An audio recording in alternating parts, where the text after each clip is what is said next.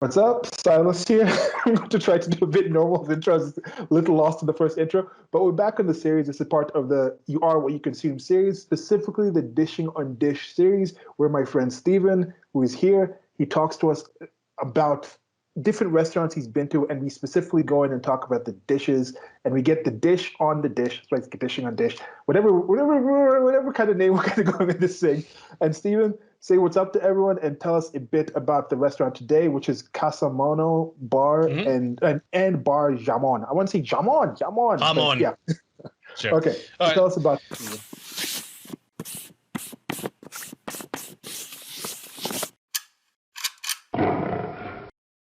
Okay, so this is one of my favorite restaurants in the city. It's located in the Gramercy area, not too far from Gramercy Tavern. For those of you who know where that is, it's pretty close to Union Square as well. It's off on one of the side streets. It's 2 blocks south of Gramercy Park. So this restaurant has one Michelin star, which it's won every year since 2009. Interestingly, it's actually owned by Joe Bastianich, who is the son of Lydia Bastianich, who was my boss at my previous job. So I know he's very into wine, so he, of course, provides the wine program. I'm not so sure about the food. I think the food is more the chef just because he doesn't have a background in Spanish cooking, but he helps provide and supply the wine.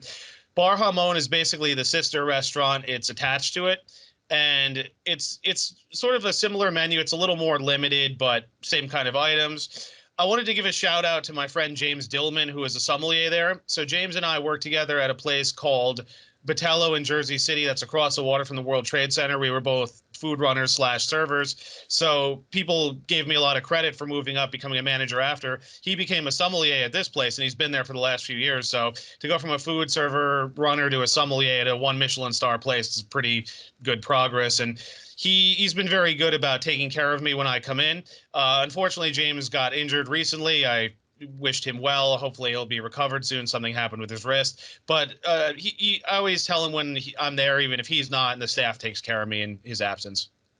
So Stephen over there name dropping a bit with the place. Stephen has been my good friend for some time, and he's been, as he's mentioned, he's been involved in the food industry both professionally and as a customer and consumer of it. We say something like "you are what you consume," and I was thinking like Stephen is essentially like human foie gras. He eats really well, but really values the food that he has. I mean, and I think the more you know about what you're consuming, the better it is. Not just the food itself, not just what you can pick, but also your appreciation for what has gone into making that food. And in my estimation, that has always improved. So there was a bit of freezing there. Good to try to edit this and get it working well. But as I was saying, was Stephen is human foie gras, and with knowing more about food, the more you appreciate the food. When I go to a restaurant, there's two considerations I make in what I'm going to order. First is this something that I would probably make by myself? If it's chances I'm not going to make it, then I'm like, okay, there's chances I'm not going to eat it unless I have it here or some other restaurant. So there's a high level of getting either the ingredients or the skill or what it takes to actually make it. And I'm like, okay, let me try this out. Another consideration is this something that I'm able to make? Where I'm like, okay, can I learn something else from the way they make it here? And I can borrow that and then use that at home when I'm actually making it myself or something like that. So those are considerations that I make. And talking about food, knowing more about food, going in online, getting all the information you can get is an excellent thing. And Stephen has been, it's been really great to talk to Stephen even before we were doing this series about the actual foods and before the dishing on dish, but just you are what you consume because we're not necessarily just what we consume on the physical level where we're taking in the proteins and the fats and the proteins, fats, carbohydrates, and then that's what's building the actual mass of matter of our body. But it's also Right. you are what you consume in the ideas, in the foods, and the reasons and the things behind this. And in these conversations, I think we go into some really interesting asides where it's like, oh, this was discovered in this place, and we go into the history of like why was this done? This used to be this. I said some of the foods. I think it was some kind of guar gum. What we found was just like some algae growing somewhere, and then somebody discovered it. It was like, wait, this actually is a good way to like bind things together. And now it's something that's used in like all sorts of different foods. So those kind of asides to wonder. And then some other things are a lot more planned. It's like this was a food that was made in this way because this is the only way you could actually ship it across these huge like this massive like this massive expeditions people you have to take. So they had to get the food There's a certain food, I'm forgetting what it's called. It's like this kind of loaf, pimento loaf type of thing. Like it's just more old timey food. I don't know. There's another old timey channel where the guy goes and makes like old timey dishes, old timey. But anyway, so that is part of the general meaning and the things and the ideas behind this. And with these, we go into different ones, and we've done a few restaurants before this. I'm not sure when I'm going to actually put this video out, but we've done the first one we did was Mineta. Then we did Huertas, and then we've Yep. done DB Bistro that's still posting. I just posted the second part of DB Bistro today as we are Hmm. recording this. And we'll have this one will be the next one, and we're planning on doing this for the foreseeable future. And with those ones, sometimes different parts will be going to around an hour and a half per video to at the max. And wherever you're listening to this, there should be timestamps below or somewhere around where you can get the different dishes and the foods that we're going to be talking about in specific. And some of the things we like to talk about in the first one, we're going to the intro, is the location. I'll ask Stephen about the tables, the ambiance. We're going to go in a bit about the menu. And then while we're talking about the foods, some of the extra things we're going to be talking about also is just, I'll try to remember this, try to be mentioning the challenge levels of trying to make the food, either getting the food itself or certain techniques or things that you can learn if you personally want to up your game in cooking, or if you're a chef already of your own and you want to try and adapt new things and you might be worrying like, this looks like it's tough. I think Stephen and I might have some suggestions on things that you want to try, and some of the things we might not know, and you can let us know in the comment section wherever we're at. So with that preamble in, tell us a bit about the tables and the ambiance in the restaurant. Sure. So just a funny anecdote to add on to your point. My autocorrect has started changing things to foie, which I find really funny. It knows Google, like the computers know more about us than some of the closest people in our lives. But yeah. But anyway, it's a smaller place. I'm not sure how many tables off the top of my head. Like there's an outside seating as well as indoor. I mean, maybe trying to think off the top of my head if it's like 15, 20 tables. There's like a little bar area. Bar Hamon has like three communal tables, and there's like a little bar area you can sit at. These are not huge places, so like you wouldn't book like a major event here. But it'd be a good date spot. The first time I went, I actually went with my previous general manager and the event planner. We just sat at the bar, the three of us together. That was kind of nice. So it's like the kind of place you go with like a small group of people, or on a date, like I say, or I usually just go by myself. There's no dress code. I mean, the servers dress fairly well, but there's nothing strictly enforced. I mean, it does have a Michelin star, but it's not white tablecloth or anything like that. So it's definitely, I would say it's a nicer place in terms of the pricing and the food, but it's not like Danielle or something where you need the tie and jacket. Okay. Um, did you have any other questions? I was Yeah. trying to think what Tell us a else. Yeah. bit about the whole Michelin thing, because we mentioned in the previous one in the DB Bistro, it's Michelin recognized. And yes, this is Michelin. It's the same tire company. There's an interesting story to how they actually Yeah. came to be the ones in charge of awarding these Michelin stars around the world. Sure. So, as you say, it was actually a travel company, and the Michelin tires, of course, they made the tires as well, the Hell of Michelin Man, which they've kept as their logo. And the guide started because they wanted to recommend places that were considered exceptional dining experiences. So they came up with the guide, which is 1 to 3 stars, and they have a different label next to each one. But I think 1 is something like a special place, 2 is like above and beyond or something, and 3 is a special destination worth a special journey. And it's highlighting is that this place is so good you'd be so willing to go out of your way to do that. And that's a joke I always bring up about the French Laundry, how that's all there is in that town. It's miles of vineyards in that restaurant. And he talked about opening a boutique hotel nearby that people could stay at.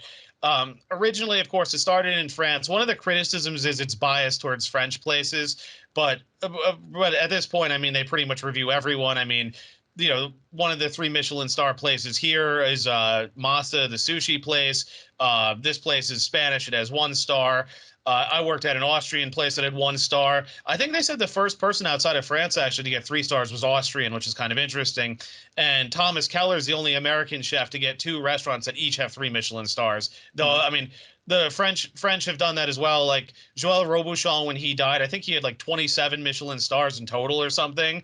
And I think Alain Ducasse, he's another major French guy. He had 20 something as well. So for Robuchon, I know he had his flagship in Paris that had 3, place in Tokyo that had 3. He had he had one in the city here, I think, that had one, and then there's like one in Israel, and there were a bunch of others, but all in all, they added up to be 27 stars. So really something. Yeah. And it's, of course, with some of these things, there will be some subjectivity when it comes to it. But in my estimation, it seems to be a pretty decent thing. And yes, there is an actual thing where it's like if you have a Michelin star, you are going to attract more customers and it can make and break. I don't know if it will make or break certain places, because if you are in consideration for Michelin status, chances are you're making pretty decent food as is. And yes, margins for restaurants are rather slim, but it's not like all of a sudden, oh, this is a Michelin two-star restaurant that no one's ever heard about. It's normally like for coming up to that contention, it's kind of something that people know about.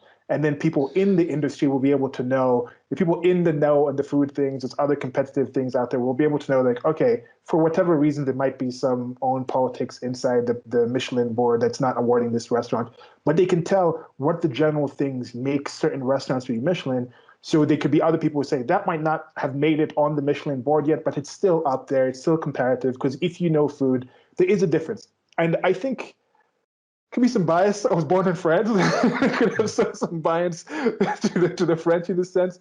But there's a difference with certain cuisines. Like I lived in Italy for some time, and Italy has very hearty, natural, good, tasty food. Here in Nairobi, Kenya, cuisine is something that's being developed, but then different tribes have different kind of influences, and you see some of these things starting to be developed.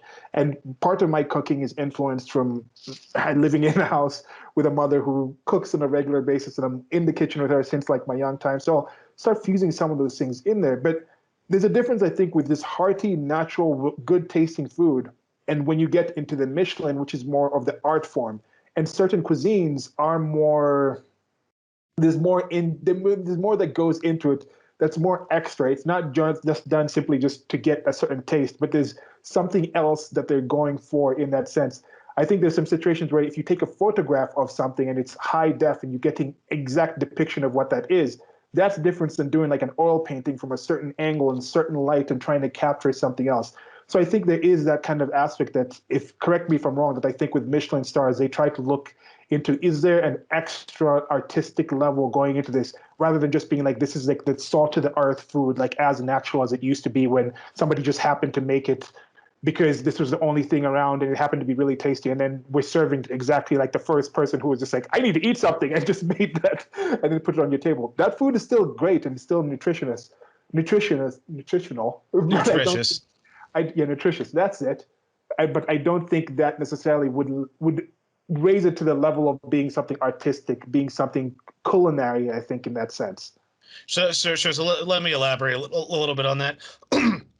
They say that the Michelin stars have to do with just the food on the plate. Now, some people have said that's not true, that they do factor in service and ambiance, but they don't tell you. Because there's a story about how restaurant Danielle had 2 Michelin stars and they redid their dining room and they got 3, but it was the same chefs and everything. So it's like, what else really changed? There was there's a place that I used to work that had 1 star and the food was really impressive, but the thing was the dining room itself wasn't well designed. It was kind of crowded. Like we used to say the place was like a hallway, the way it was kind of built. Like it was kind of like it was one of those, like it was kind of cute in its own way, but it's like a high-end restaurant you wouldn't like set up that way because there has to be so much space. You have to be able to clear the table. Like this place had booths. You would never have booths in a really fine dining place because you're what it is that service staff is supposed to be able to completely circle the table. So it's like people are sitting facing each other and then the service staff can just reach over. Whereas like if they sit at a booth, you have to reach across. That's not very, classy.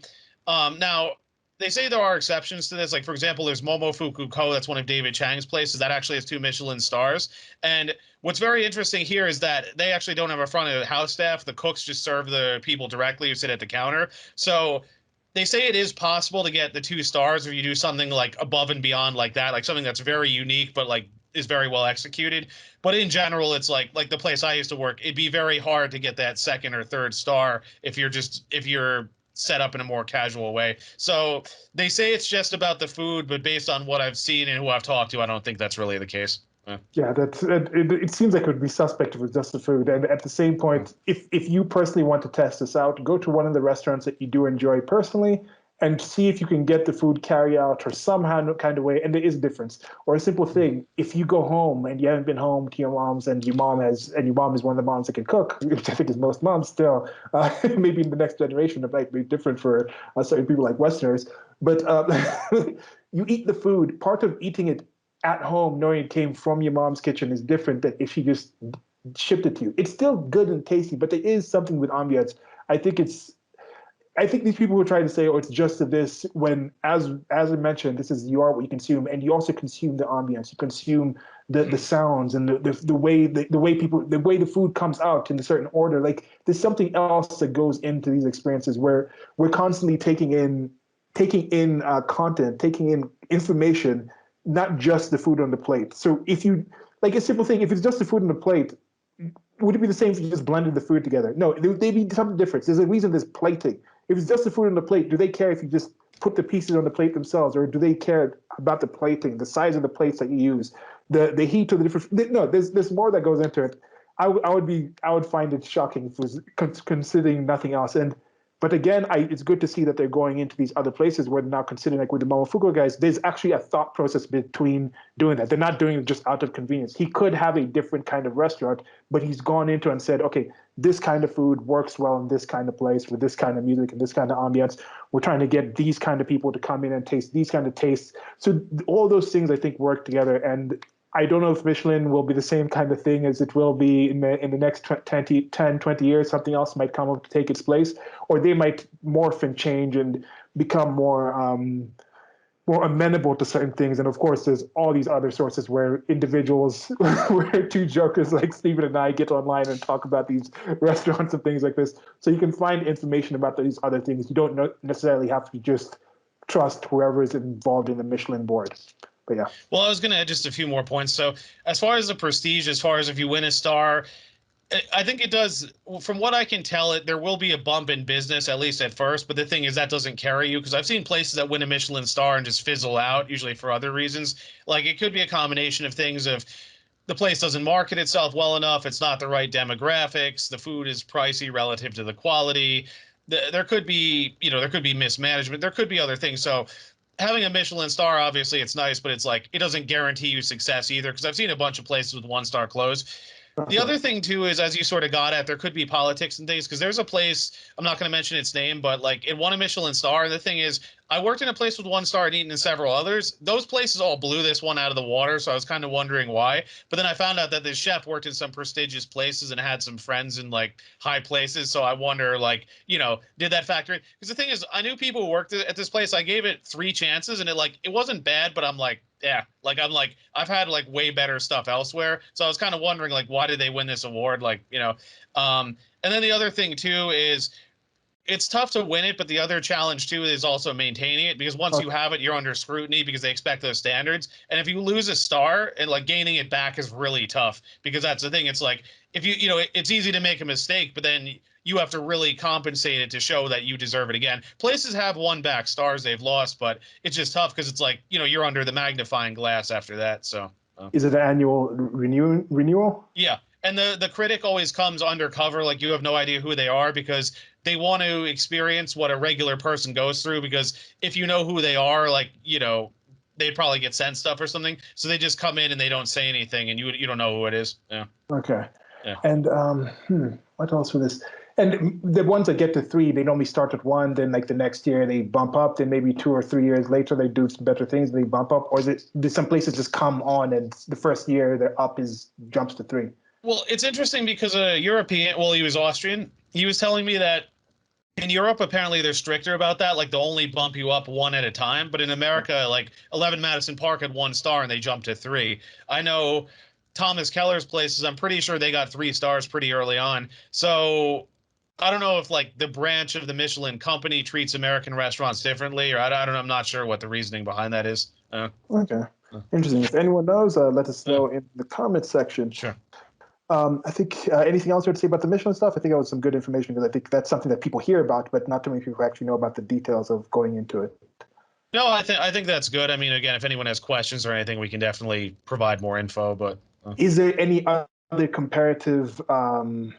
I know there's things like Zagat, which is more just kind of informal. uh, I think I've seen that in New York City. I've yeah. seen that in San Francisco. Is there any other comparable comparable body out there for judging restaurants? Not quite. I mean, in the city, the New York Times stars are considered a big deal. New York Times stars goes 1 through 4. So like Le Bernardin has 4 stars. I want to say Per Se has 4 stars. But then some of these other places like Netta Rice Work has 2 stars. Um, I worked in a place that had 1 star. Like it is something, but it's like it's not going to have the same prestige. Michelin is pretty much king as far as I can tell. Okay, cool. I guess. So Well, I yeah, guess the other example could be if you're familiar with the James Beard Awards, like they're basically like Oscars for chefs. Like if you were to win like best new restaurant in the Northeast or maybe something like that, mhm. I guess that might be comparable. But that's kind of a different. That's a different award system too because they award cookbooks, individual chefs. Like it's a different award system. Yeah.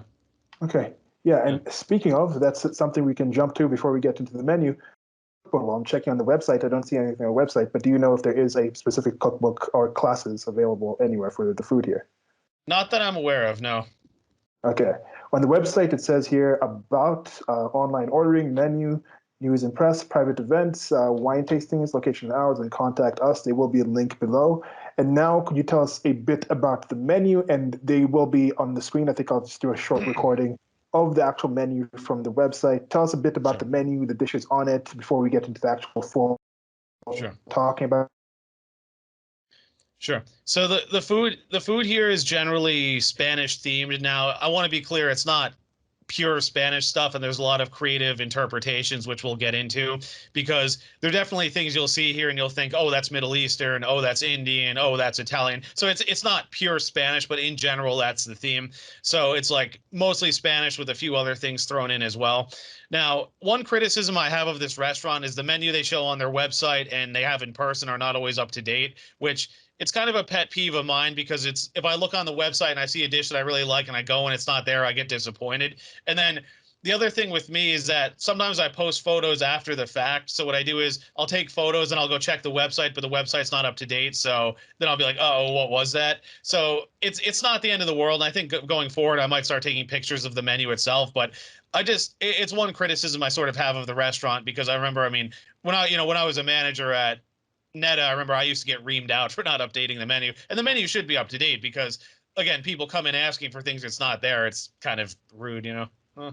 Yeah, this could be something where they're doing it like out of house, or somebody else is managing the website and they don't really have access to it in house, so they do that. But with that question, is there a seasonal menu? How often does it change? Why would it be out of date like this? Is like do they do it every year, or what happens with this?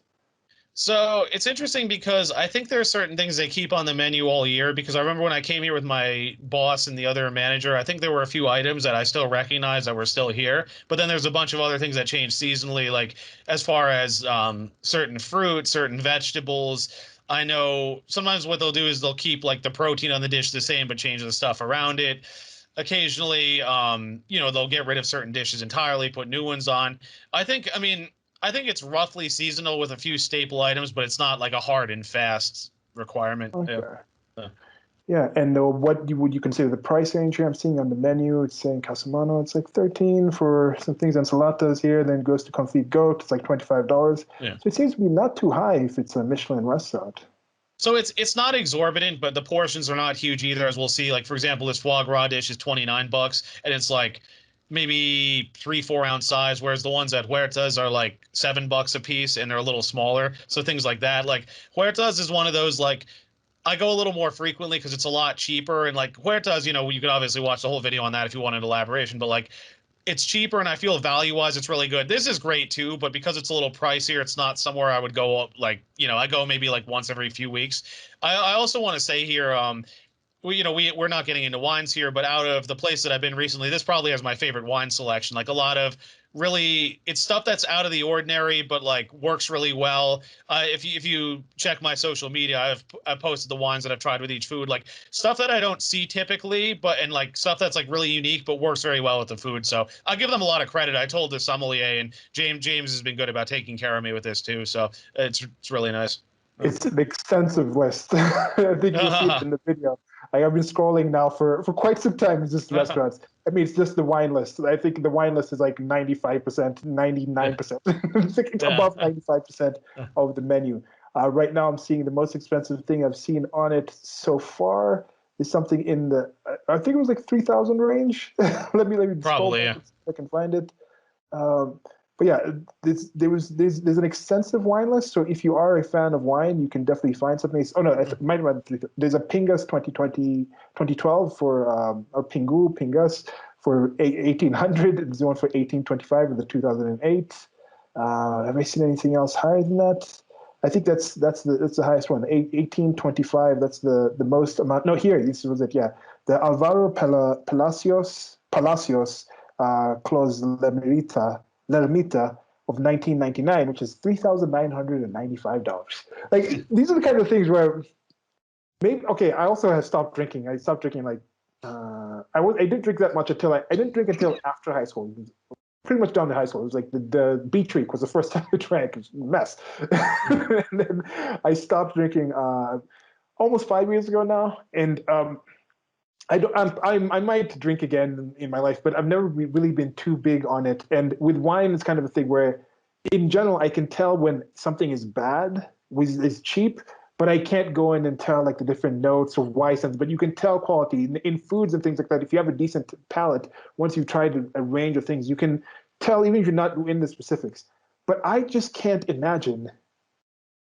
I can't imagine even if I was like a billionaire to go in and spend $3,995 on a bottle of wine. I'm just why? I don't get the appeal for that. Value is subjective, my friend. Yeah, I guess. I guess, yeah. At the same point, the same person who's spending $3,995 on that might be like, I would spend that on a rig on a computer to just do like graphic design, like 3D modeling. Because with some of these videos, once we get into the actual videos, it's going to be food on the screen. And part of the reason I did that was not just because I don't like seeing our beautiful faces on the screen like that. It's when the screen is when the computer is rendering with our faces on it. It's like every single pixel needs to change, like every single frame, and you have like every minute is 30 frames, so it's like changing all these things. So it's a difference between 8 hours of rendering time versus 2 hours of rendering time, and also you get to see the marvelous food that we're talking about. So that's a positive, and you can already see us in the intro and the end. But those are considerations I make. If I get a $3,900 computer, even if it's just us and other things changing, that 2 hours to do it with the images will get down to like 10 minutes, and then we can do the whole face with us on there. It can all kinds of effects. It can have the food, can steam coming off the food. It can be videos of all the food and all the times, and that can be down to like 2 hours. But those are the considerations we make, and maybe the person spending $3,995 for that wine might consider that to be more valuable than than the computer, or they might already have 10 computers, so I don't know. Again, it does go up to subjective valuation, because like I remember when I was talking to my old roommate when I stayed in Boston, he was telling me how like I was talking about like people in my family will spend money on food versus people who don't. Now, I guess he had this wealthy friend who lived in New Orleans and took him to a place that at the time was the top in New Orleans, and I guess the friend paid for everything. And I guess what my roommate said was something like, he's like, it was a nice meal, but he's like, for what it costed, like I wouldn't have gone there on my own because I felt like it was kind of lost on me. Like I didn't understand what went into it to justify the price. And then I said like, but like for me, it's the inverse. Like I could tell you that about food and wine, but like if you show me like an outfit that's $5,000 versus a coat that's like I can't tell you that what makes like it might be the name brand material, I don't know. And same thing with cars. Like I have friends, if they come into money, they'll get like the best cars. For me, it's like, yeah, buying our Lambos, they're cool cars, but I can't tell you what justifies this price besides the brand name, and it's kind of cool, and it's like I don't know enough to say like why would I spend money on this even if I have it. That's the thing.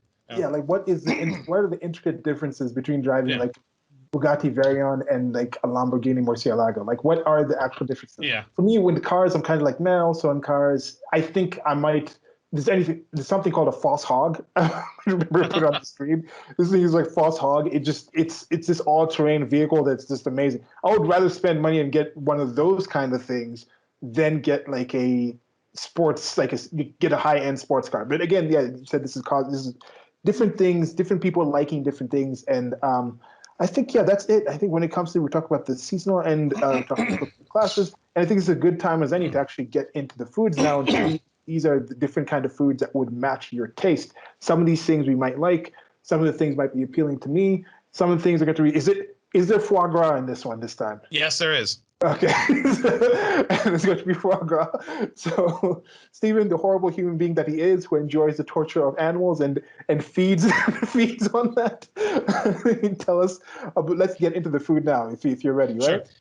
Yep. Okay. So I would just say what's interesting about the food here is you'll notice that these dishes are relatively simple, but the flavor pairings work very well together, and it's the execution. That goes to what we said, and I heard from my old roommate originally about it's not the recipe, it's the technique. I feel like that about this food. Like you'll look at a lot of these dishes and like you'll notice, well, you're not the viewer, you the viewer are not seeing the notes, but you'll notice I didn't write a lot because the descriptions are fairly simple, but they're well executed and the flavors work really well. And some of the flavors are things that you might not think of right away, which is pretty impressive. So. Okay. And the way we do this so far is Stephen will send me a document with the words of the names, and then I will occasionally go and butcher the pronunciations of the things. And I haven't actually read the notes that he does. He tells us a bit about the food, and this is a back and forth. It's just the thoughts that come in and the little meanderings that we go through. So it's just different steps. Stephen sometimes goes with like the appetizers, entrees, and desserts. And this one, he's gone, I think he said, from lighter dishes to like fattier ones, heavy ones, and then of course Yeah. desserts at the end. And as mentioned, it's going to be aiming for about an hour and a half per piece. And depending on how many parts it takes, we'll get through this entire thing together. Thank you all very much, guys, gals, and everything else in between for listening to this. And let's get into the first dish if you're ready, Sure. Stephen. Yes, Okay, let's go ahead. so here we go. The first one is kampachi crudo with market currants and aguachile. Yep. Sure. So kampachi, for those who don't know, it's also called amberjack. So it's similar to hamachi, which is yellowtail. Hamachi is a little cheaper and more common. It's a little more oily. Kampachi is a little leaner and milder. So aguachile is actually a Mexican dish, but it's typically made with shrimp, not the fish. So what it is you can tell probably by the name, it means water and chili. So it's a liquid that's based off of chilies, limes, salt, and then there's usually shrimp in the middle of it, and then cilantro is usually cut up and sort of thrown on top. Now, again, this is a more sort of like a play on that, but instead of the shrimp, it's kampachi. Instead of in the liquid, instead of there is lime in there, but it's also the currants themselves are blended with the chili and the salt, to make it sort of like spicy. There's a little bit of spiciness. There's the citrus, there's the berries, and then at the same time, the salt enhances the flavor. And then there's actual market currants on top. They're, I guess locally harvested, and then micro cilantro instead of the cut up cilantro on top. This is a nice, very light, refreshing dish that I started with last time. It's nice this time of year, I think. Yep. Okay, and you said this aguachile. Is it how is it made? You said it's just like a reduction of sorts. Is it and it's No, cold? it's just cold. It's just these things blended together, and they in this case they strain out some of the set the they strain out any of the grittiness, so it's just like a liquid on the plate, but the flavors all combine. Yep. Okay, yeah. So something like this should be the difficulty level of making it should be reasonable to make, but it's just now when you're dealing with the crudo, which is the raw meat. I think that would take somebody who's more familiar with with cooking. Don't just go out there and just grab any meat and just like, yeah, Yeah. we're gonna have the crudo. This is something that I think might also be the thing where it's like, yeah, if you're out there, if you're not comfortable working with the raw meat, and I don't suggest this anybody try doing it. I think it's something to try when you actually see it. It looks nice. Is this like you said there's a chile, so is a sweet and sour? Is it like a sweet with like a tartness or? Well, yeah. So like I say, the liquid it's typically lime juice, chili, and then salt. But what they do is they pureed the berries with those items this time, Yeah. and then they strained it out so that way it's just like a not clear liquid, but it's like a smooth, like not exactly a puree. Like it's not a juice. It's not like a juice. It's not a puree. It's like something in between. So it's like a slightly thicker, I guess like a slightly thicker juice. And then that goes on the plate. And then the fish, the one little difficulty here might be we're talking about raw stuff is that a lot of sushi chefs and people who do crudo, they get these very expensive, very high quality knives because you want to slice the fish very thin, so it's very delicate. That takes a little bit of finesse. I mean, it's not rocket science, but it's one of those things that takes a little finesse to get just right. Yeah. Yeah. And I'm used to more the currants where it's like the black currants. Is in here Yeah. they have in Kenya they have like different kind of Fantas and they have like a currant one that's like really dark purple. Of course, Ribena, which might be more familiar to some people than anything. So it's interesting to see these red currants, which look more like cranberries. I'm like, oh, it also kind of look like little mini cherry tomatoes. But yeah, you said it's a currant, so it's just a red version of them. Yeah, we right? have red and black ones. You can get. I remember growing up, I had jam that was both red and black. So Okay. So that would be interesting if they use the black versions for this to have the darker kind of look to it instead of this. But yeah. I guess this works better with the flesh. It might look too inky or Well, there's it's some of it's the things that, funny. Some chefs in school actually said you shouldn't do black dishes because people associate it with death. So it's just like it's too dark. I mean, yeah. there's squid ink pasta, but like I mean, you can't do a different color with that. But squid ink pasta is usually served with other things too, so it's kind of offset. Yeah, that's the thing. Let's think out there. How many black dishes can you think of off the top of your head? I think the last time we talked about DB Bistro, they had some wild rice and the salmon that had some kind of wild rice that was more darker, but it was really dark brown. It wasn't like outright black. But I guess it's kind of Oreos. Were those are black? Then if you also Well, mentioned black garlic too, but black yeah. garlic again, kind of like with the squid ink, where it's like it's a little bit on the plate, like it's not the whole thing is just black. Because I Yeah, think I think if you were to do black currants here, the whole plate would just be black, and like there'd be like a little bit of cilantro. It just I don't know. I think it would be too dark looking. outside of desserts where they go with like really dark chocolate, there's not too many black foods. Yeah, that's a No, good point. And also no, people associate the black with also like burnt stuff. So yeah, we were talking about again with it's not just about the food on the plate. yeah, I guess even if you said it was just about the food on the plate, they could also say the presentation of the food on the plate because the black currants might taste exactly the same as the red ones. I mean, probably slightly different, but not enough to completely throw off the dish. But the appearance would be something rather significantly different.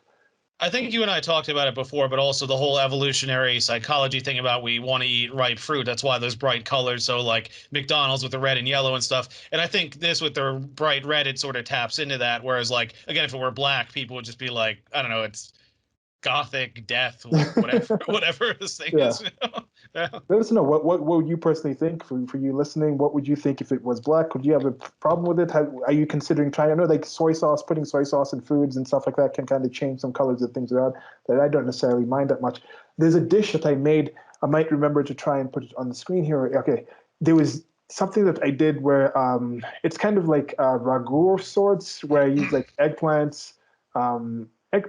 It was red cabbage, mincemeat, some other thing, and I think I put some soy in there. And it's kind of like a darkish kind of dish, and I had it with chapatis. That I personally really enjoyed that. But again, I really like I really like experimenting in the kitchen and trying different kinds of things. Where it was tasty, but the presentation wise, probably not something Uh, you'd see in anywhere close to approaching a Michelin kind of star restaurant, unless they really change what their criteria for some of these things is.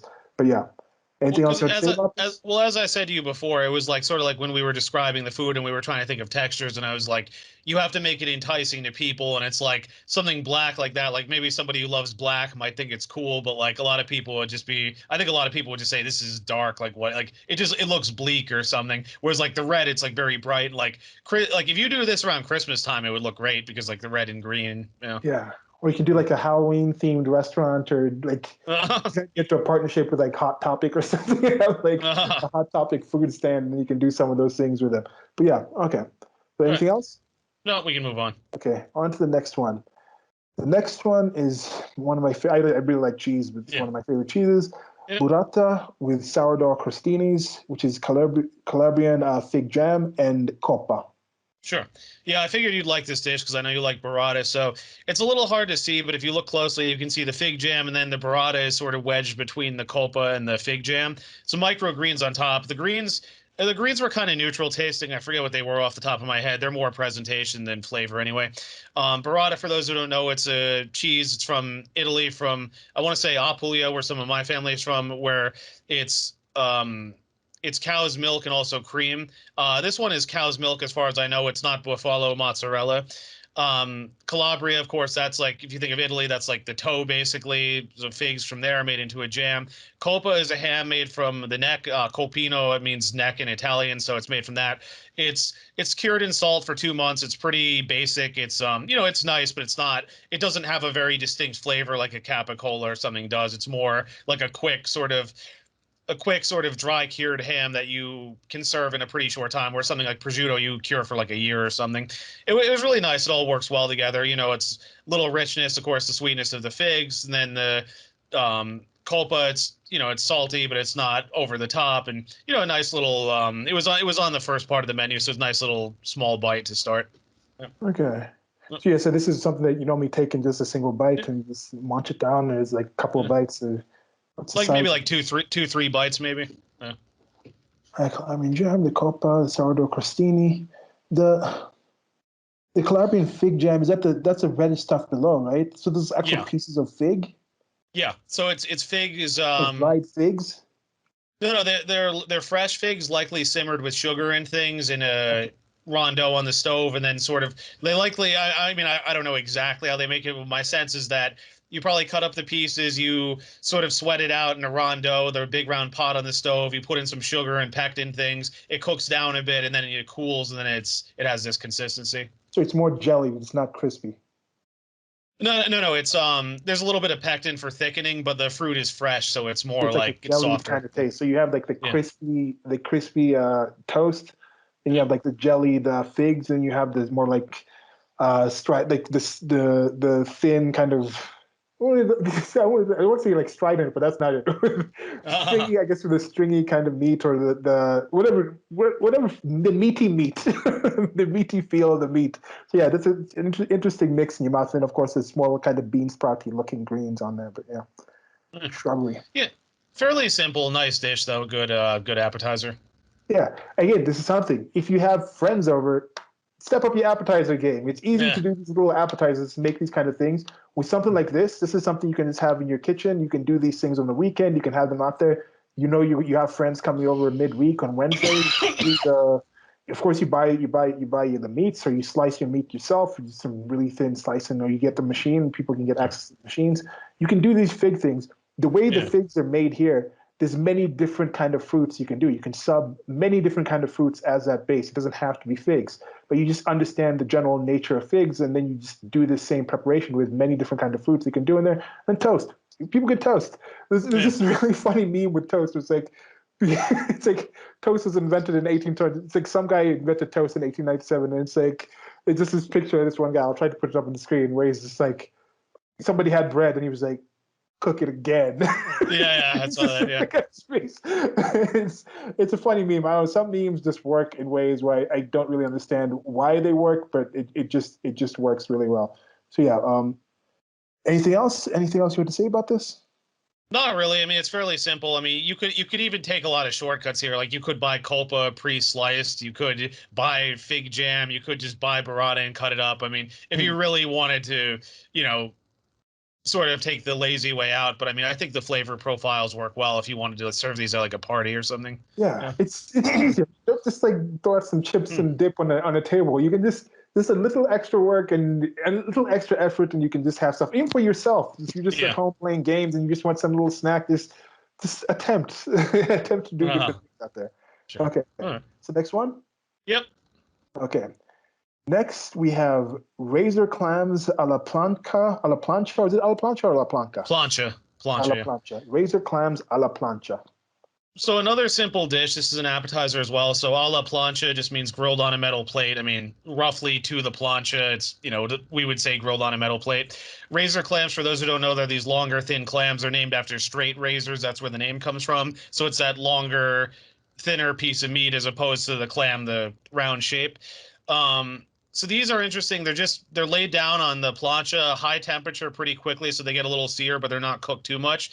And then they're finished with a little garlic and parsley on top, a little olive oil as sea salt as well. Not too much salt because they're already kind of briny. Nice, quick, simple thing. You could probably do them in a saute pan as well, but a lot of people like the plancha because it's the big surface area. You can get it really hot, and then you can like get a nice sear on something and get it nice and cook it quickly enough so it gets that sear, but it doesn't get overcooked either. Yeah. So yeah, it's a plancha is more like a cast iron. Is it made out of cast iron?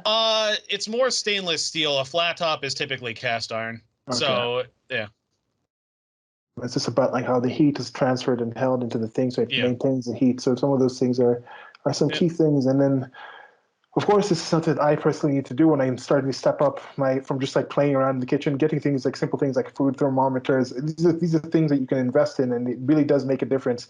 Once you understand how to do it with the help of this technology and tools that we have, you're able to eye things better after a time. You don't have to like most kitchens, they're not people walking around with food thermometers because these are trained chefs. They can kind of understand the things. But to get to that kind of level where you just step your game up take advantage of all the tools that you have. If you like a certain dish, go online, search for it, find these videos where people like us talk about these things. Find other locations, these restaurants and things like that have, some places have cookbooks. Many places now, especially post current world situation of virus from unknown origin type of situation. That's a lot of these places now. I've seen a lot of chefs who were not doing it before who decided, okay, let's actually have online things. A lot of restaurants who they were closed, they kind of started having online presence in order to actually keep in touch with their customer base. So I think, to me, that's one of the silver linings of this rather horrific situation that has happened, is a lot more people are now using the internet for a lot more positive things. And it's still, I think we're still not even at 1% of what just the internet as it was invented as could do for humans, let alone all the new applications coming out with internet in the future and different developments and getting into like getting Wi-Fi everywhere where you have satellites in space, beam stuff. So anyway, there's fantastic stuff to think of. And then you can find out how to make like a simple dish. Like, who was the first person who was making la plancha? Did he know that eventually there's going to be people talking about this on some kind of internet? Probably not. It's probably just like, what is this thing in the ocean? I'm going to fry it up somehow, and then they ate it.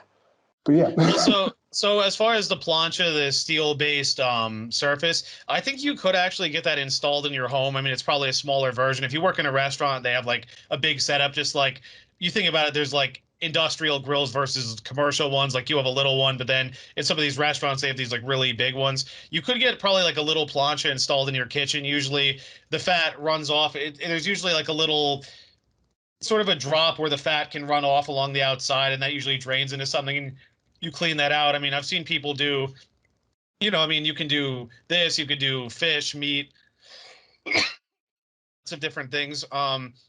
I've seen a lot of places actually do fish on this. It's a nice service because it gets really hot, and you hit it quickly, the skin gets crispy, then you finish the fish in the oven or something if you have to.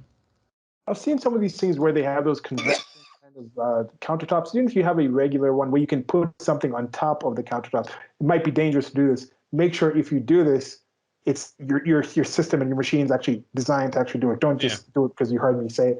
But there's ways to do these kind of things, of course. Is it similar to that? Like, I don't want to say it's not hibachi. This place is, it's more like the Japanese thing where they come and they cook at the table where they have the top. Yeah, That's the cast iron thing. It's very similar because plancha is just the Spanish name. It just means like steel, Okay. like so it's like it. I think different cultures have like some version of this. All right. The Spanish name is just trendy in recent times too. So Yeah. And then, of course, garlic and parsley pretty much goes good on most meats. On yeah, most things, it's pretty garlic and parsley together is a decent sure. thing. Okay, so the next one. Yep. Okay.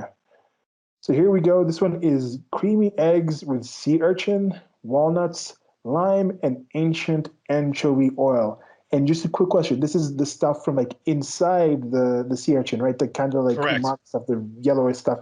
For Yep. some people, this might not be as appealing of an image, but in general, the stuff I can, just from knowing like eggs and having an idea what it looks like, would be a really flavorful dish. Might not be that appealing, but flavorful in itself, packing a lot of flavor. Yeah.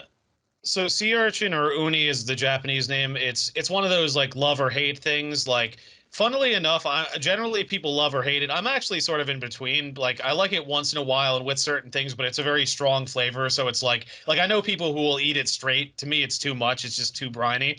There's different there's different varieties of uni too. There's this one is actually Santa Barbara. The Santa Barbara, it's a little more yellow and it's a little wider and flatter. Whereas the Hokkaido is actually a deep orange color and it's small and it's a little brinier. It's brinier, and this one's a touch sweeter. So like different oysters and things, they change depending on the species, but also where in the ocean they are. So like oysters, for example, I mean, that's a whole other conversation, but like a lot of East Coast ones tend to be briny. There's some on the West Coast that have like a slight cucumber flavor. So it has to do with like the type of oyster, but also where it lives in the ocean. So I think creamy eggs, you can just tell they're scrambled eggs. They're left a little runny, just a texture thing. Walnuts toasted lightly, lime, a little lime juice squeezed over top. And the ancient anchovy oil is interesting. I'm not sure how long it's aged, but basically the anchovies are aged in the oil. It's drizzled over top. Think of that as kind of like a substitute for like salt or soy sauce. It's a very strong umami flavor that you add to supplement what's here. Because, I mean, obviously, I think everyone here's eating eggs. Eggs are kind of milder, but all these things really enhance the flavor. Yeah. Yeah. Eggs are definitely something that sop up the flavor of whatever Yep. else you get to put into it. One of my favorite things for eggs is just like ground turmeric. It really takes it in well. Also, the orangeness of it. It's that's one of my favorite things. If I'm just going to have basic eggs, chances are I'm not going to just have just basic eggs. My typical go-to eggs right now is just a pinch of salt. If I'm doing scrambled with the turmeric in it. If I'm doing I sprinkle a bit of water also because when you do the scramble, it kind of flops it up. And with my diet also, I stopped drinking and also stopped drinking just straight milk. I really don't have it that much, but either use milk or cream or something like that, or just a pinch of water. It's a little chef knit tip. If you're making scrambled eggs, it's a tablespoon for 2 eggs or so, and then just scramble that up, and it adds the fluffiness to it. If you want some fluffier eggs, Sure. Sure. If you don't, So, what was I gonna say? Yeah, this dish was actually it was better than it's more appetizing than it looks. I remember I posted this, somebody saying it doesn't look appetizing at all. I mean, again, it's like depends if you like sea urchin and anchovy. It's one of these things where like people are funny because they'll say that they don't like certain ingredients, but then they'll order the dish anyway and then complain they don't like it. And it's like you know that these are very strong flavors, and if you don't like them in general, you're probably not going to like them, even if they're made by a nice restaurant.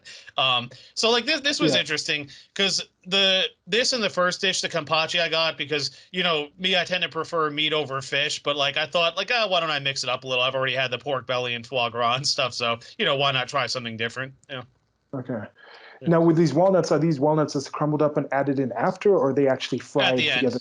end, at the Okay. end, like just on top, yeah. Okay. Yeah, and anchovies again. For me, anchovies are not too big on the anchovies, although there's some fish here in Kenya called omena that's kind of strong and stringent like anchovies, but anchovies themselves, I don't really like them that much. It's just one of those things, but yeah. Sure.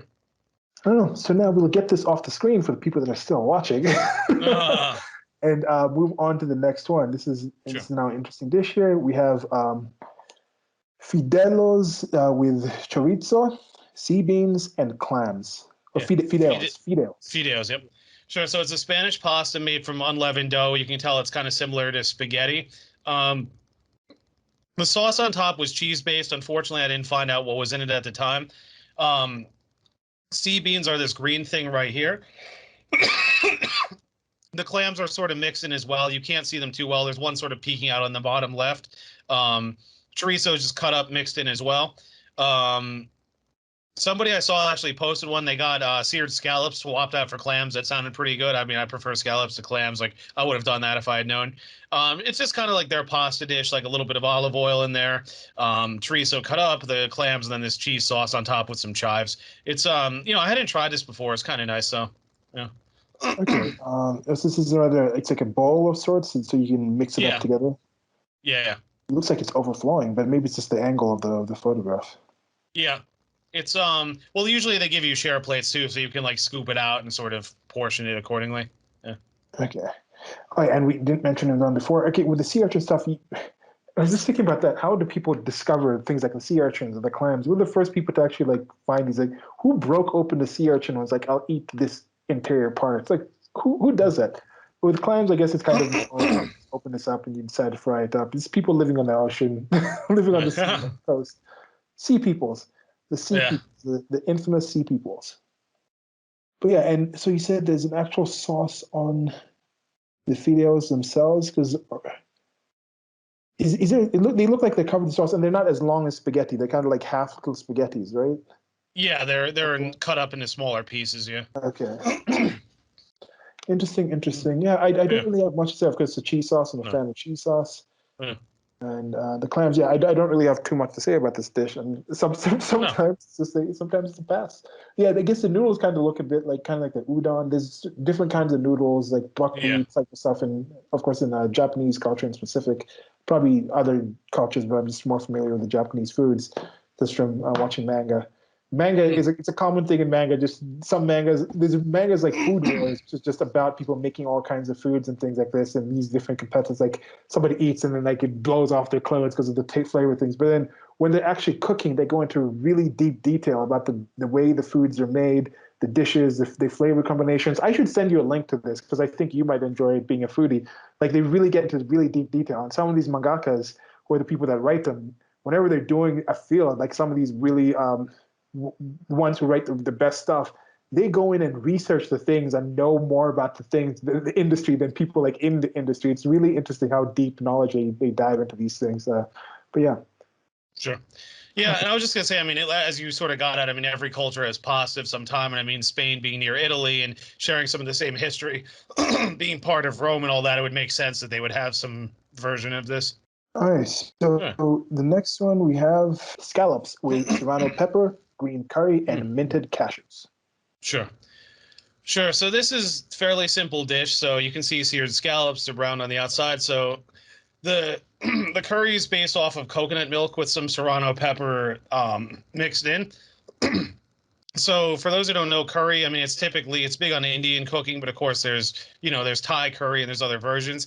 Basically, it's based off of turmeric, and then it's one of those things like it's kind of like fried chicken or other things where like everyone kind of has their own like secret recipe. Like some use cardamom, some use ginger, some use clove, some use nutmeg, some use a combination, all that.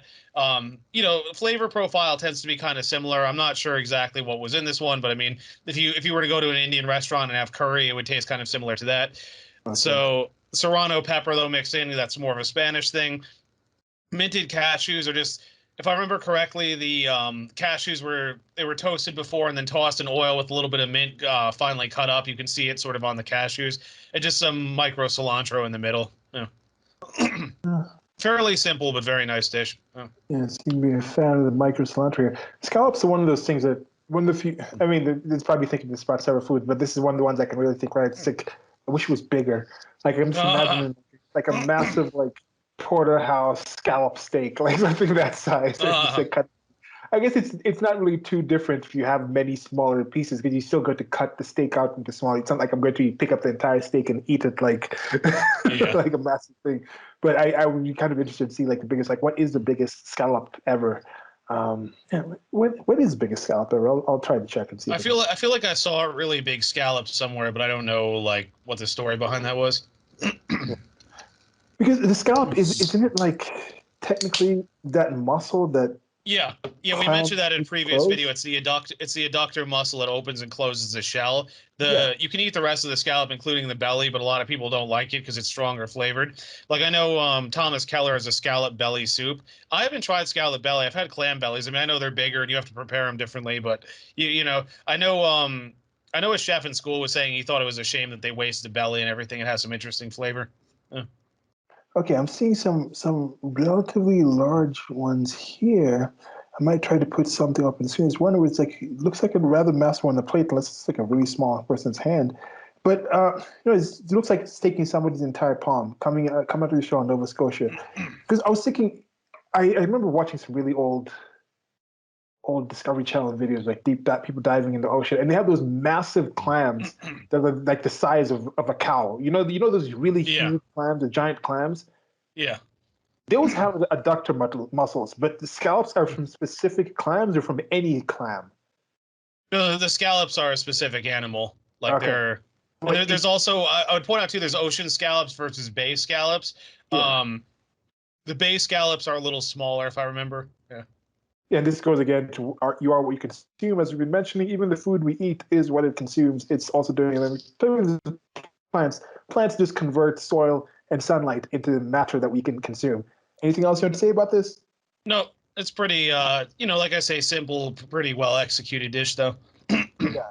Difficulty level, it seems like it's definitely something that you can get. The Yep. ingredients you can definitely find. I'm Yep. going to put up on the screen an image of cashews because every time it comes up, it's kind of like with the pineapples, where I think most people who haven't seen this before will not really think that's how cashews come. And yes, that's the cashew fruit. Each cashew is technically a nut that comes from a single fruit, like an Yeah. extruded fruit. It's just a weird looking thing. Like, Yeah. what is that? Who first saw that and was like, I'm going to eat that thing? It's probably some kind of humans were seeing some monkeys or some apes eat them and they're like, okay, let's try that as well. Or it fell on the ground or something and then maybe it fell out of the shell and then somebody found a way to eat it and then they noticed it was coming from the street. I don't know. It's just an odd looking thing. It's a really odd, but tasty, really tasty. Yeah. Probably my favorite nut.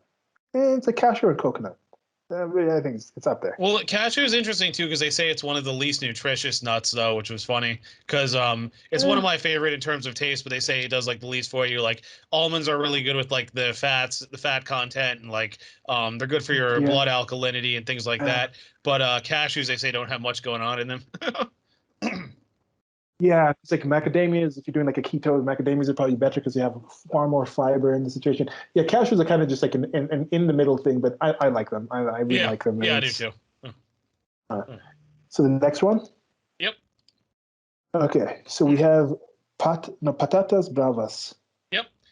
So this is a side dish. Huerta serves them as well. I didn't try them there though, but one of my colleagues got these. So it just means spicy potatoes. So the sauce is typically it's sweet and spicy paprika, garlic, onion, chicken broth, and it's thickened with flour. So typically a common way I see them made is people they press the potatoes. They blanch the potatoes so they're cooked. They press them down so they're partway cooked, and then they throw them in the fryer, and that makes them crispier.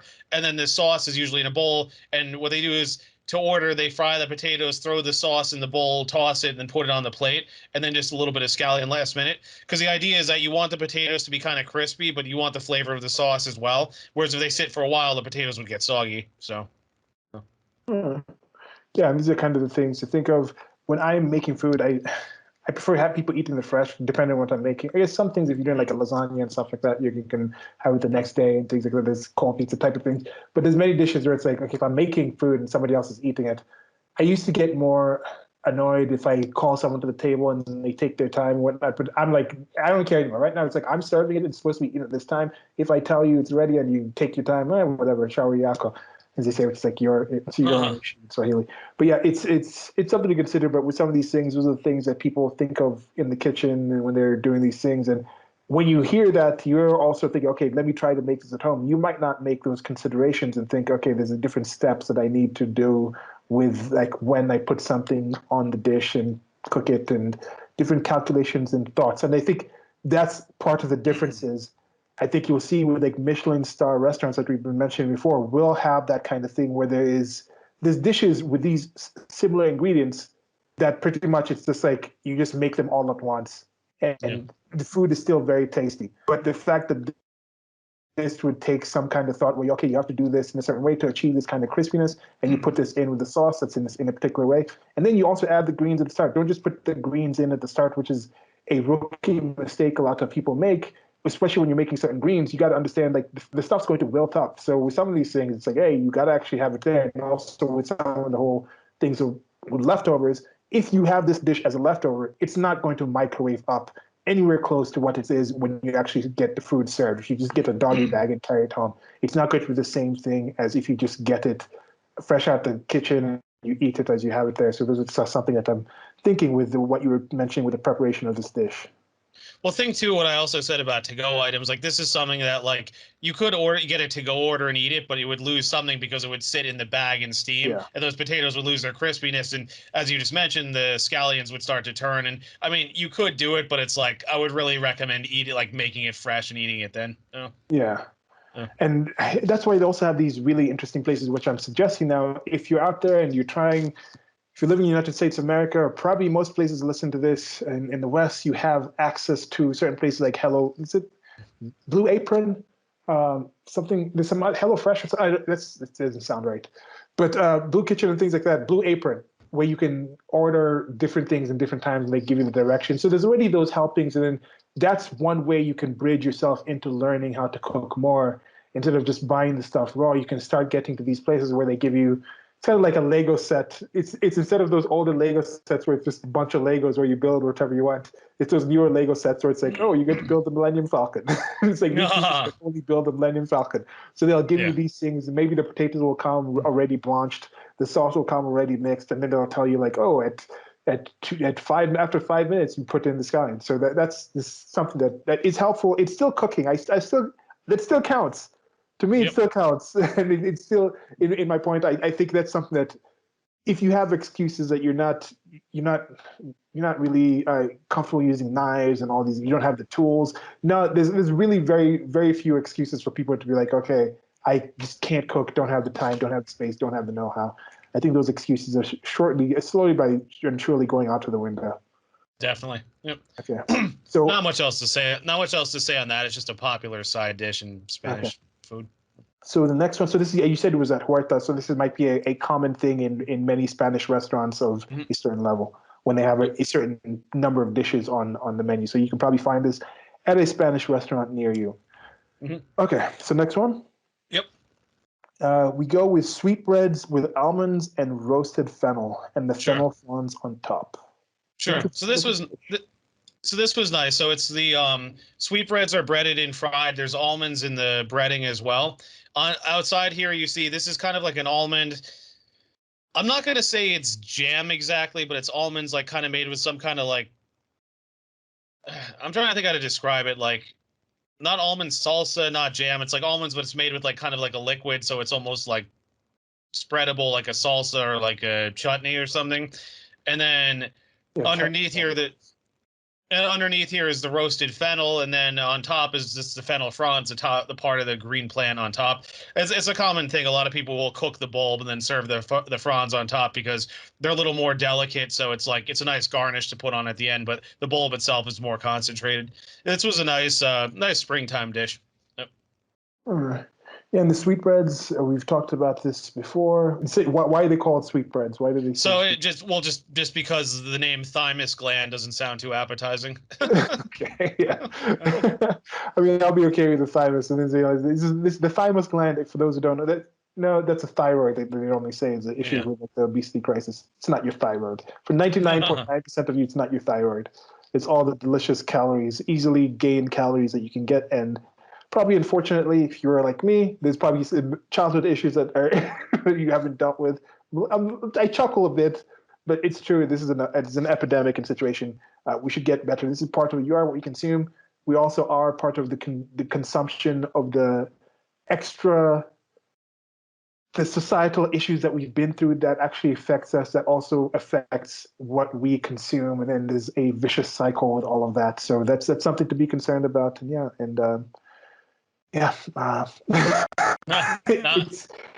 it's easier to say fat acceptance than say thyroid gland, pretty much. It's easier to call it something else instead of focus on what it actually.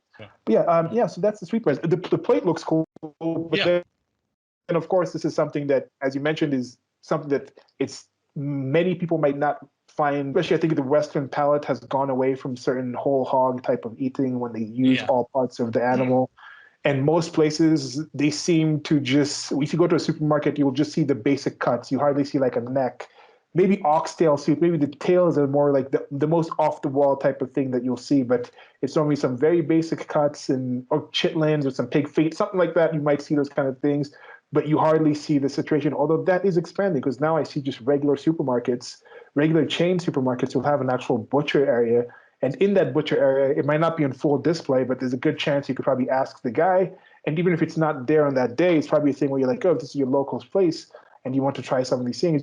You can say, oh, by the way, so just finishing up, as I was saying, had short freezing and tried to figure out the editing thing.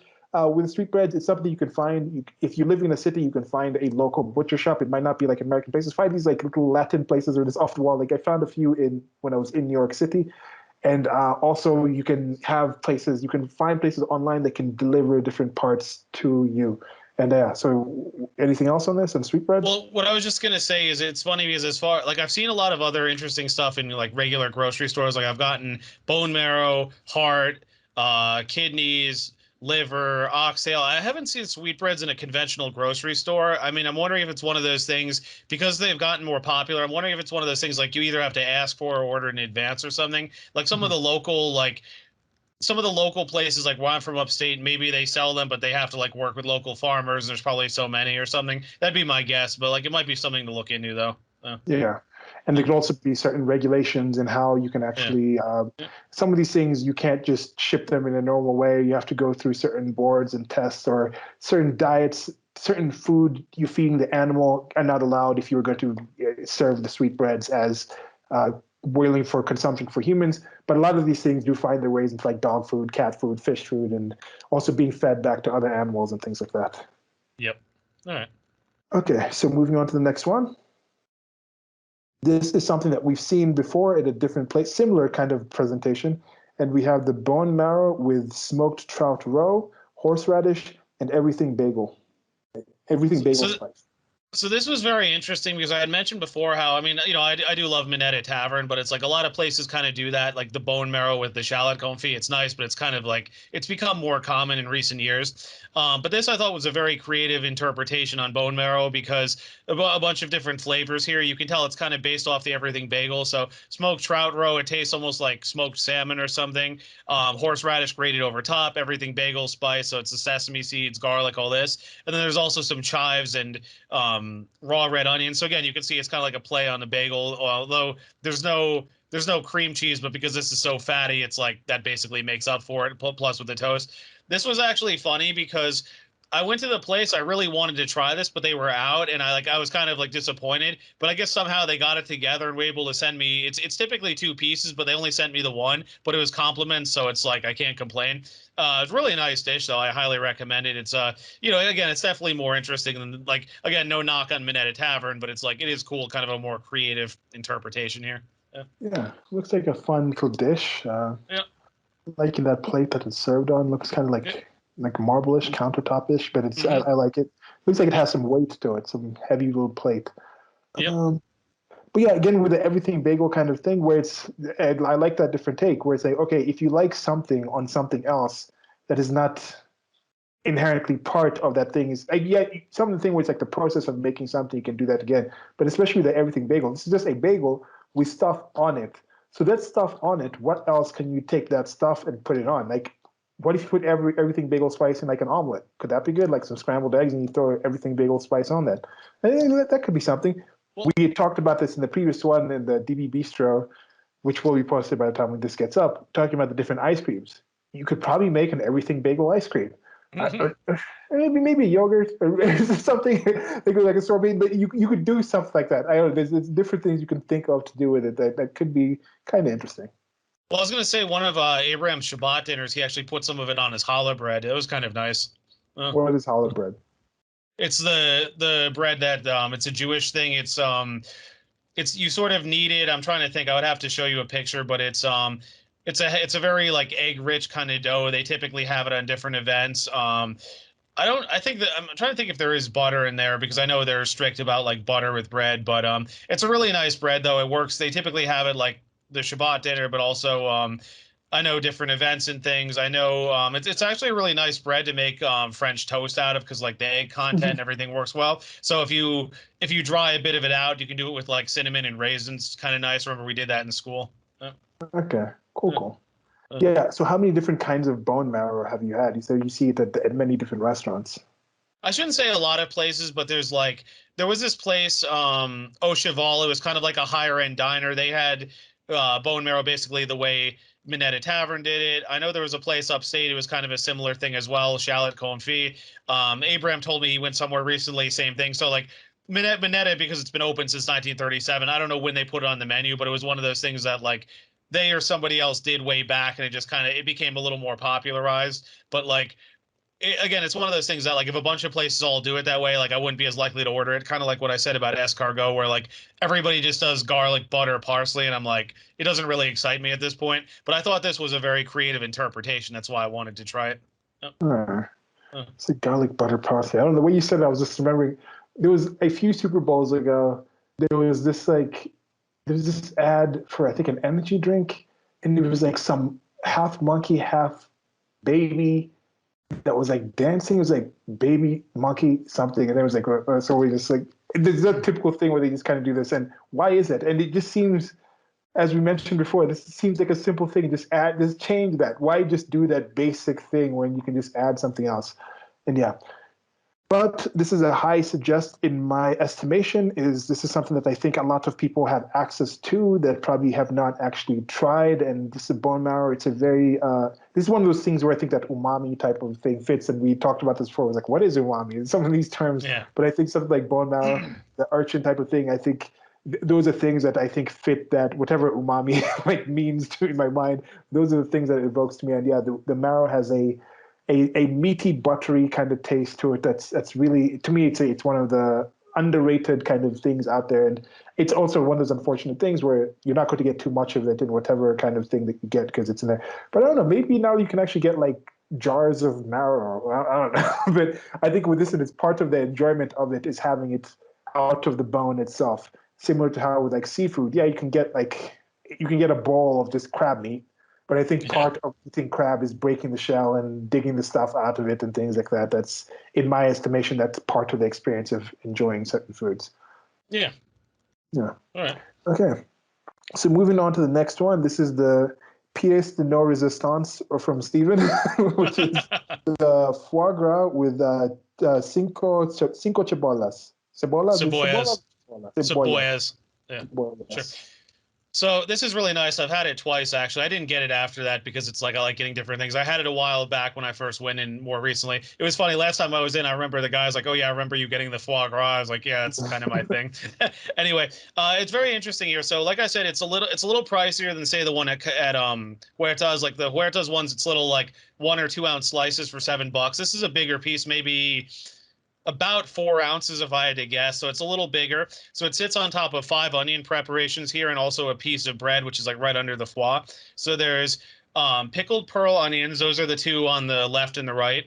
There's some caramelized leeks right below the piece of bread. So it's like leeks that have been cooked down so they brown a little bit.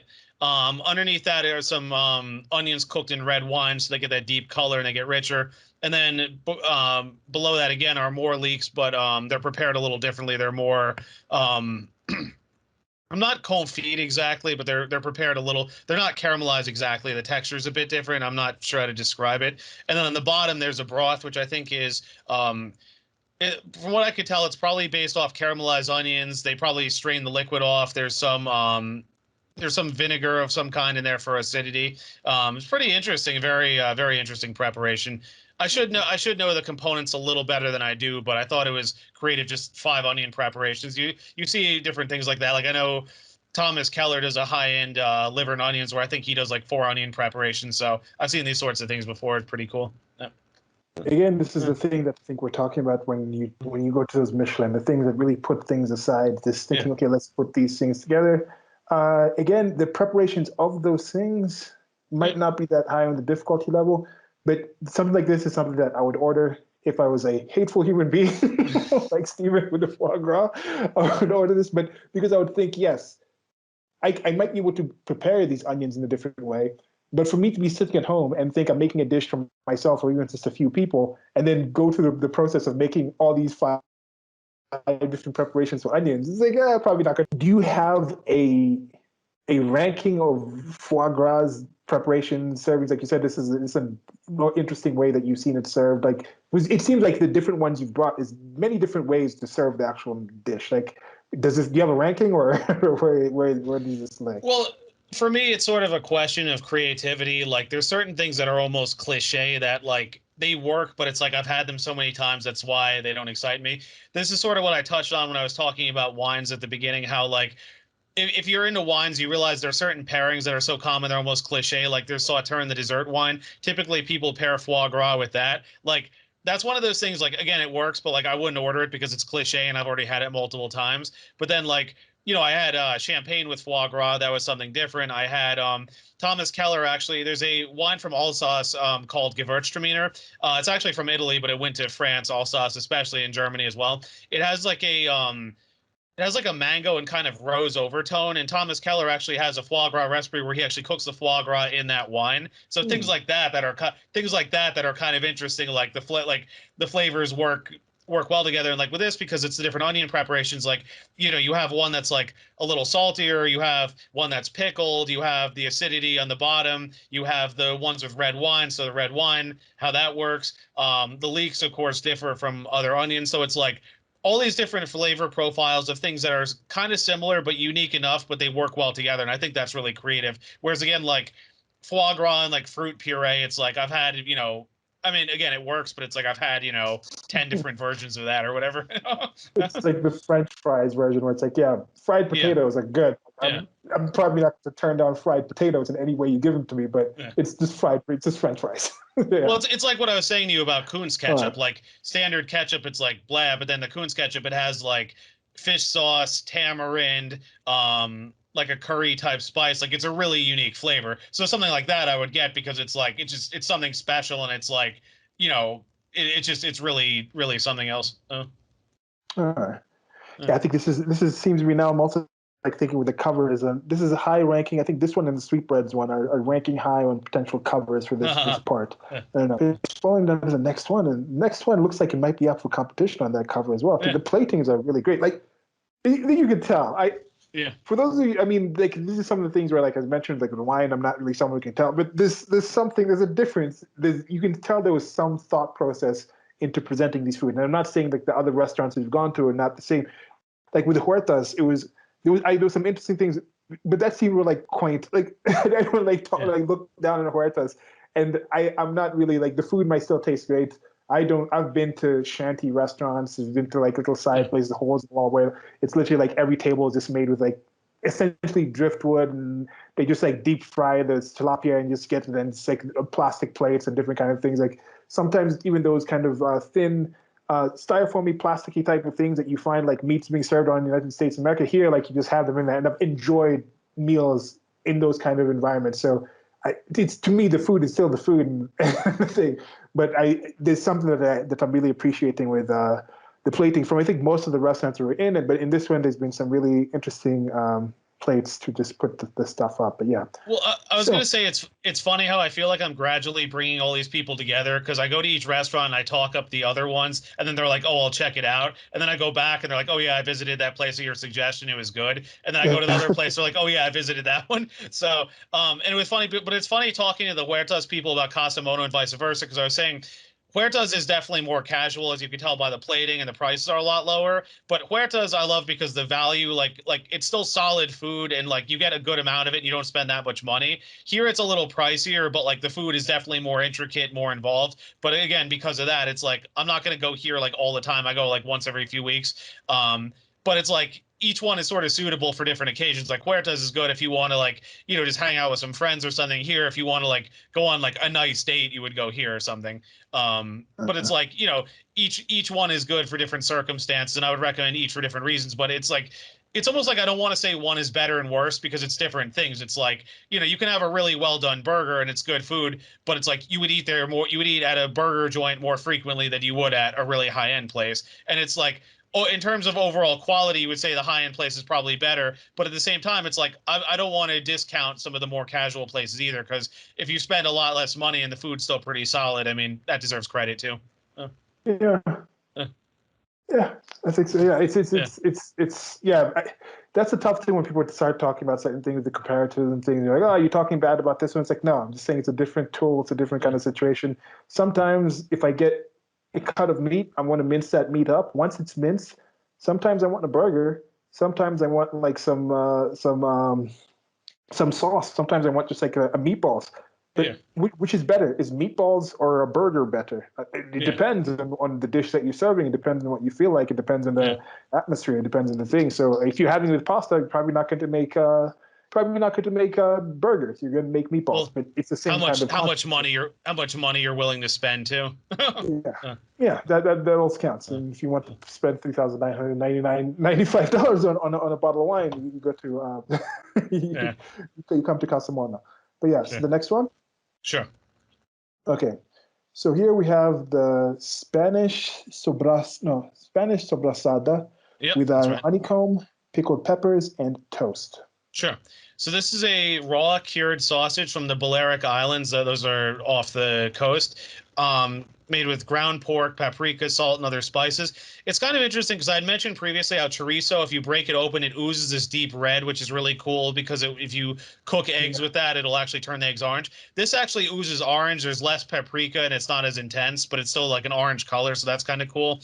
Um, this was, you could probably tell, it's seared on the top, so it's crispy. It's very tender though. You know, it's one of those like you could almost cut with a fork on its own. There's some pickled peppers to the left here, and there's also some honeycomb at the top. So, you know, you have the sweetness of the honeycomb. You have the spiciness. The sausage is not overly spicy. Like there's a little kick from the paprika, but it's not overbearing. Recently, they've actually started serving it with quince, which is kind of nice. Quince, for those who don't know, that's apple pear family. It's very high in starch, but you add sugar to it and cook it down almost into this like paste or jam-like consistency. That works very well with this too. Uh, So I was thinking this is sobrasada, so raw cured sausage.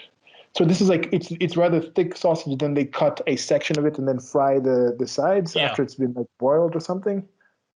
I think they just cut it. You need like a really sharp knife so it holds its shape, and then they probably use the plancha for that as well. Just hit it hard with heat so it browns it outside, but like it's still very tender. And like I say, it's soft enough. I mean, you could practically cut it with a fork. Oh, It almost, the texture reminds me a little bit of blood sausage. I mean, it's not blood sausage, but as far as that very tender kind of texture. interesting. Yeah. Yeah. Yeah, it looks. I mean, it's really great plating with this. Yeah. And again, now of course, now if you're making the sausage yourself is it's not going to be that. It might be a bit difficult to make the sausage, but getting the sausage itself to make a dish like this at your house seems like something. Getting actual honeycomb, you can find that now. You can get it delivered to you. You probably find it in many stores actually, like the whole thing. You Yeah. have to go in like Whole Foods and things like that. The store near me sells it actually, honeycomb. You can buy a container of it. It's a little pricey, I mean, but it's one of those things like in certain places, like I know Batella where I used to work, certain events, like the nicer events, we'd put it out with a cheese platter. Like, so it's like it's a little bit of money, but I mean, it's like if people are spending a lot, it's worth including. Okay. Yeah, and the plate has some. I mean, it seems to have like some intentional thing with the coating, the crackling there. It looks like it's come through. But yeah, it's again, there's some thought to the process. I forget what. Sometimes I go into these YouTube rabbit holes. I just watch all kinds of random things. And for some time, I was just watching culinary things, and it wasn't about the foods itself, but it was about like how the knives are made, how the plates, how like certain people like there's certain people who just make millions of dollars and just very well sought after to make plates for like the most high end. Last I heard, you were talking about YouTube rabbit holes and plates that you saw people making for high-end places, and then that's like where you cut out. Okay. Yeah, that wasn't too far back. I hope it recorded that. But I'm looking at a picture of a quince here, and it's like a weird mix of like a lemon, apple, pear. It's a really weird looking creature. It's very It's looking it's very high starch content. Like it's weird because it's like it's not sweet. It's like picture like the texture of an apple, but like harder and drier. So like you don't bite into it directly, but you add sugar and cook it down, it gets really nice.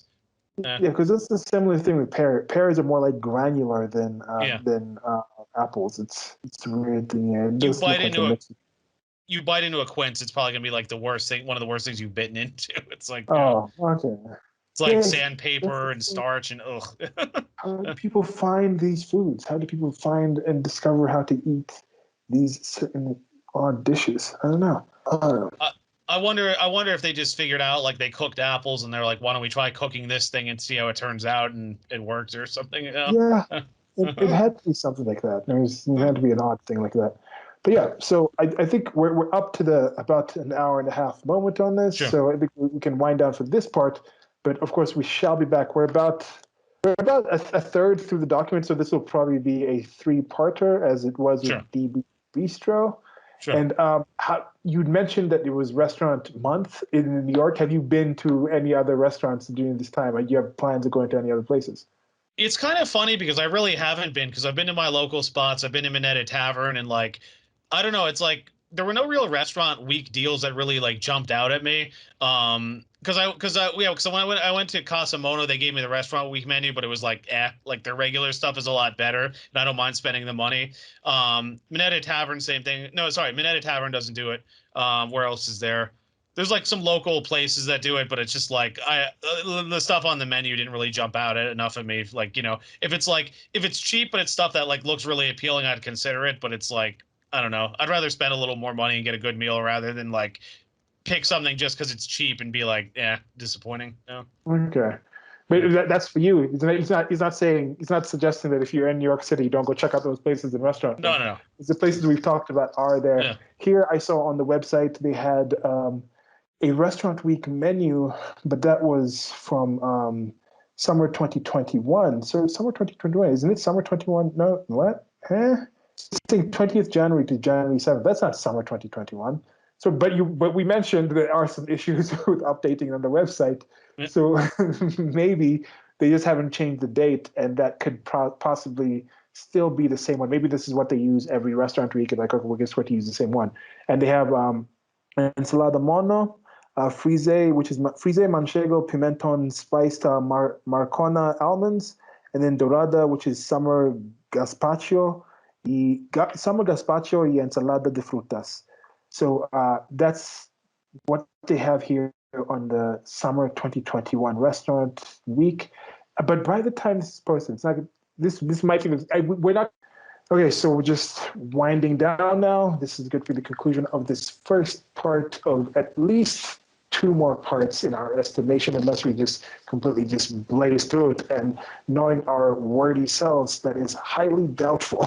So I'll probably go through that more parts of this. But if you haven't seen any other parts, there's at least you are what you consume series. There was other talks we were having earlier on. There's 8 parts of that, and with specifically talking about the dish on dish, I think by the time this is posted, there'll be at least I want to say 7 parts of other series up that you should definitely check those out.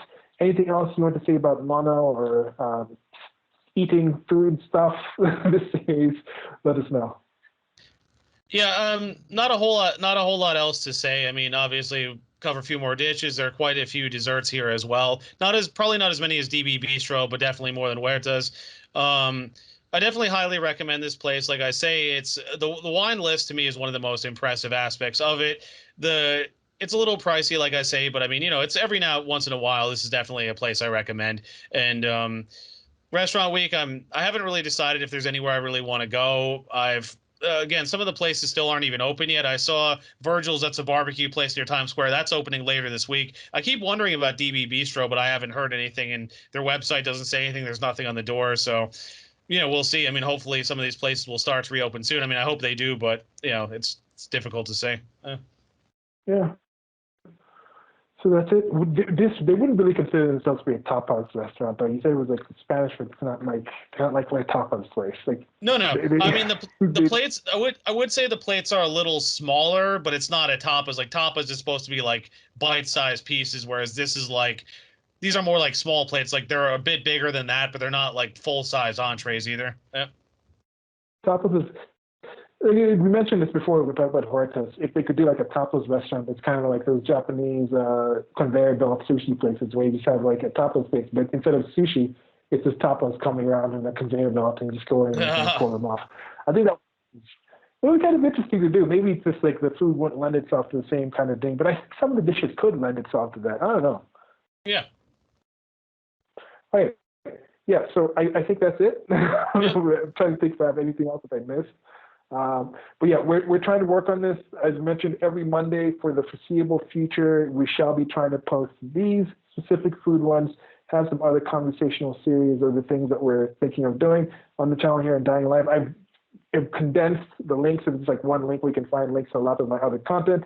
Shall be talking to Stephen more about how we're going to be going forward with these things and getting some of his links, some of his connections. You can follow him. I'll try to include a link on the actual post of this document on my blog. I have a link to Stephen's Instagram, and he posts a lot of this food there. So before you can get like a preview of some of the foods that we're going to be talking about in the series. Some of them we might talk about, but he posts a lot of food stuff. He also posts a lot of extremist content, so adult mentality required. If you get to be checking out Stephen's content, you will get triggered like, oh my God, what are you doing here? I don't know if you've noticed my photo frame too. My friend Kirsten, or she's known on Facebook, Kareina Kozlov, actually made that for me. It's Epicurean Extremist, but it's a steak and gold teeth and gold fork and knife. She made it just for me. I thought it was great. Yeah, it's good food for the physical body, and also I think good nutrition for the body politic that you get to find on his content. My content is going to be more just like memes, some art, some walking around stuff. And with the channel, I'm focusing on doing some different things that we focus on, but that's not here nor there. Most of you are going to be here for just the food things. There will be a playlist specifically for food. There's my website, chefknitup.com, where we started posting some more things on there. Start posting some shorter videos about like little me cooking and stuff. And once Stephen gets access to a kitchen. He also, when he has access to a kitchen, he cooks as well. Right now in his living conditions, he's more of a sick somebody who's splurging all around New York City, being a foodie and a gourmand. So, but thanks to him doing that, he's able to come here and share this content with us. And yeah, so I appreciate, as usual, Stephen. Great talking to you. Thanks a lot for sharing your time. Anything else? That's all I have. Okay. awkward pregnant pause. Till next time, guys, gals, and everything else in between. Thank you. Goodbye. Thank you. Stephen, say bye to everyone. Bye, everybody. Stay on after for open talk.